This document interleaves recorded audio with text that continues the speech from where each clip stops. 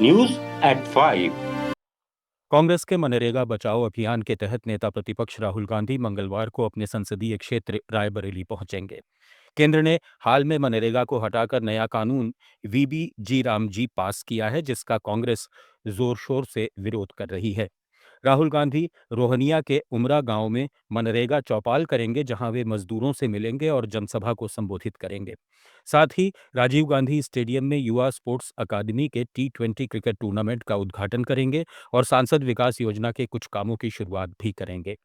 UP Congress ने राज्य में 30 महापंचायतें करने का प्लान बनाया है, जिनमें राहुल गांधी और पार्टी अध्यक्ष मल्लिकार्जुन खड़गे भी शामिल हो सकते हैं।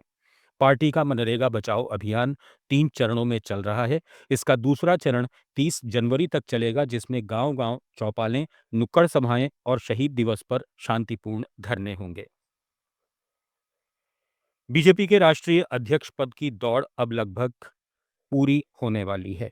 पार्टी के राष्ट्रीय कार्यकारी अध्यक्ष नितिन नवीन ने राष्ट्रीय अध्यक्ष पद के लिए अपना नामांकन दाखिल कर दिया है। उनके नामांकन में गृह मंत्री अमित शाह और रक्षा मंत्री राजनाथ सिंह प्रस्तावक बने। इस मौके पर जेपी नड्डा, हरदीप सिंह पुरी, उत्तर प्रदेश के मुख्यमंत्री योगी आदित्यनाथ समेत कई वरिष्ठ नेता और सांसद मौजूद रहे।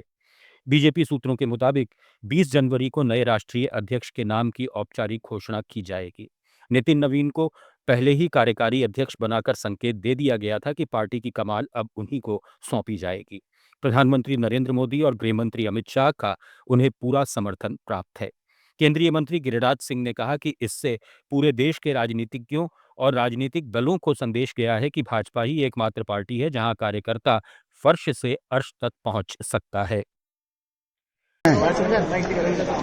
जो युवा अध्यक्ष बना है, ये पूरे देश के राजनीतिज्ञों को, राजनीतिक पार्टियों को एक संदेश गया है कि भारतीय जनता पार्टी ही है जो फर्श से अर्श तक कार्य करता जाता है। और शायद कांग्रेस में तो संभव है ही नहीं, वहां तो वंशवाद का है। नितिन जी के लिए आप क्या कहेंगे? प्रयागराज माघ मेले में शंकराचार्य स्वामी अविमुक्तेश्वरानंद का धरना जारी है। पालकी यानी रथ यात्रा रोके जाने से नाराज शंकराचार्य उसी स्थान पर धरने पर बैठे हैं जहां पुलिस उन्हें छोड़कर चली गई थी। बीते 22 घंटे से उन्होंने न अन्न ग्रहण किया है और न ही पानी पिया है। शंकराचार्य ने साफ कहा कि जब तक मेला प्रशासन आकर माफी नहीं मांगता, वे अपने आश्रम में प्रवेश नहीं करेंगे और फुटपाथ पर ही रहेंगे। जब तक सम्मान और पूरे प्रोटोकॉल के साथ पुलिस उन्हें लेने नहीं आएगी, वे गंगा स्नान नहीं करेंगे। शंकराचार्य ने दोहराया कि वे इतिहास में जब भी स्नान के लिए गए हैं, पालकी में ही गए हैं और ये परंपरा हर साल निभाई जाती रही है।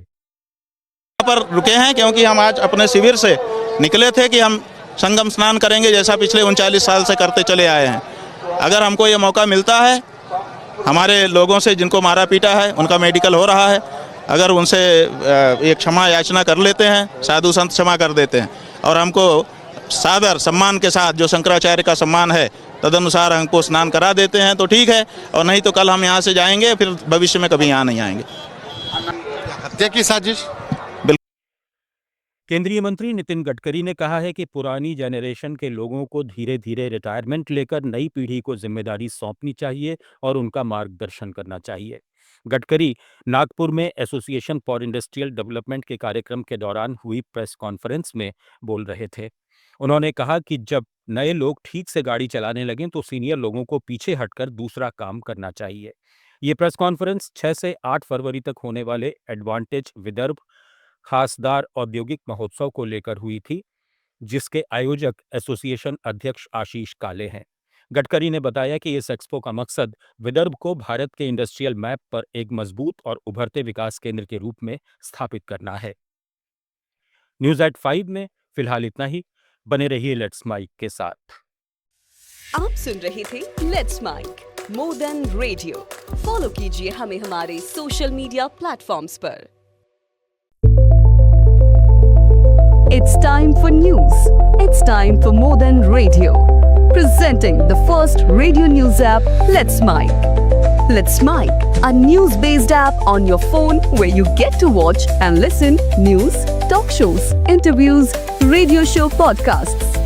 On Let's Mic, you get all relevant information of TV, print, radio, podcast.